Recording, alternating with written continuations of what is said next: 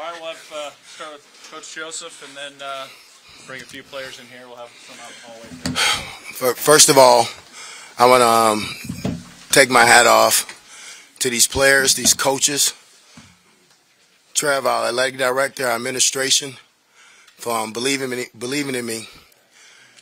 This was early when this happened. We had to take this team over. But one thing I can say that they fought. They fought every Saturday that they came out. Nobody can deny that. Because that's what we asked them and that's what we expected out of them. You're talking about a high character group. I love them for that. I love these coaches for that. And I wouldn't trade it for the world. They finished something that they started, and that's what we asked them to do. Questions? Did you think you could score that many points on that defense? Well, we thought we had some good matchups with our receivers on their DBs. It was if we was going to be the hold up and protection, and we did. We moved the pocket, kind of threw them off a little bit, but we didn't. We felt good with our receivers against their defensive backs. Nebraska Good. Win over Iowa in 8 tries. I mean, what's this feel like just for the kids to see this moment for those guys? Well, I'm happy for them because they hadn't beat them in a while. You know, I told them, I said, you let Wisconsin off last week. Let's not let these guys off. But you can see that, you know, they believe in one another and they kept fighting.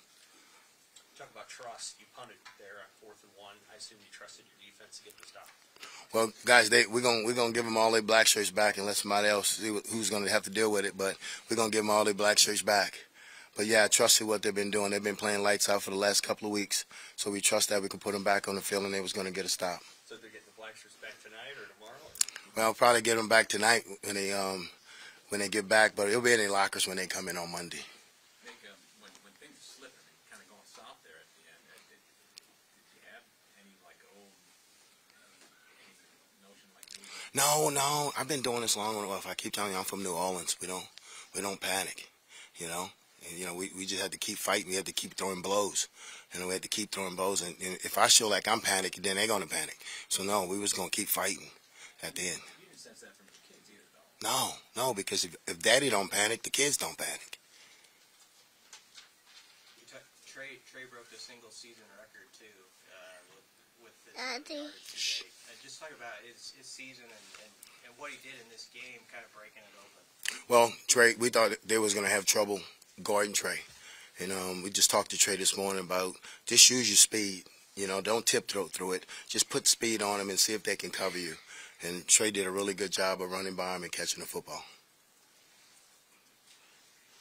Other questions? Vicky, what kind of I'm a mommy. Okay.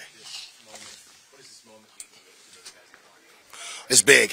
You know, they're going out a winner. They won their last game, and it was hard on them because every loss, you know, they understood why we lost, and we said, hey, we got to play 60 minutes of really good football. And we had to play, and we did it today. We had to play 60. Last week against Wisconsin, we played 56. So we played 60 today, and that's how you need to finish in this conference. What was that like, Mickey, for you running off the field, the fans kind of going crazy, and you can tell how much his fan base? Oh, listen to me. You're right. I forgot these fans. These fans are unbelievable, and I appreciate their support for me and the team. And they came out tonight in numbers. And they were screaming, they were yelling, and I'm glad we was able to get that win for them. But, you know, the fan base, we have the best fan base in America, and I think everybody knows that. What you had made a comment earlier in the week that you're going to enjoy tomorrow with your family. Do you have any sense of what lies ahead for you as a coach and then the rest of the staff? Hey, no.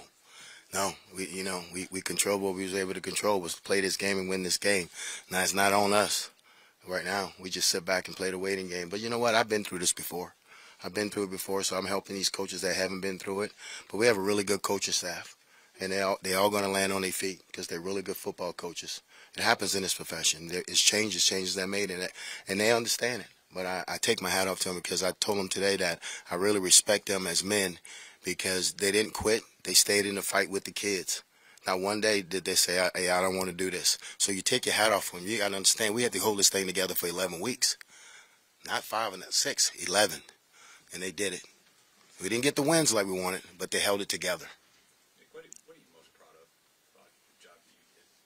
Well, I think what I learned on this job is that I had to be a good person in front of being a good coach, because that's the only way these kids and these coaches are going to believe in me, if I was a good person. And I think that happened. And usually, you know, the Joseph boys, we good people, you know, and that's why these kids was able to follow me. One or two more. No matter where you go from here, how do you think, that's really early, but how do you think you're going to look back at the year that you had to come back and be the head coach here at Nebraska? Well, like I said, you know, I picked Nebraska to come to Nebraska 2 times in my life, 1987 and 2021, you know, that I came back here. I could have went anywhere in the country when I came out of high school. I could have went anywhere in the country when I left LSU. But I chose to come back to Nebraska. It's a good feeling. I love Nebraska. I love the state. I love the people. I love everything what Nebraska stands about. And I think you can see today that they you know, these kids are young. They're young in this conference, and they believe now. So now you got to just build on it. How proud does that make you that you got them to believe in themselves? Oh, very proud, because I knew it was going to be a tough task. I knew it was going to be a tough task. You know, when you make a move like that early in the year, you know, you got to really capture the kids. So we had to start right away. You remember, we changed the way we were practicing. We gave them off on Monday. We kept them in the building on Sunday so they can block out the noise. But they did a great job of doing that. So yeah, I'm proud of them. I'm proud of the kids and proud of the coaches.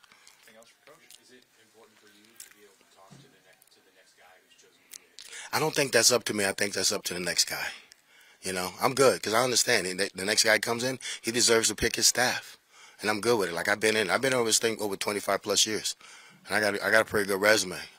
So somebody's gonna hire me. All good. All right, thank you. Mickey, if the new asked you recommendations or just evaluations of guys, I mean, are you open to giving them? Yes, I mean that's something that you know, being professional and being, like I said, I'm a good person. I would do that. Thank you.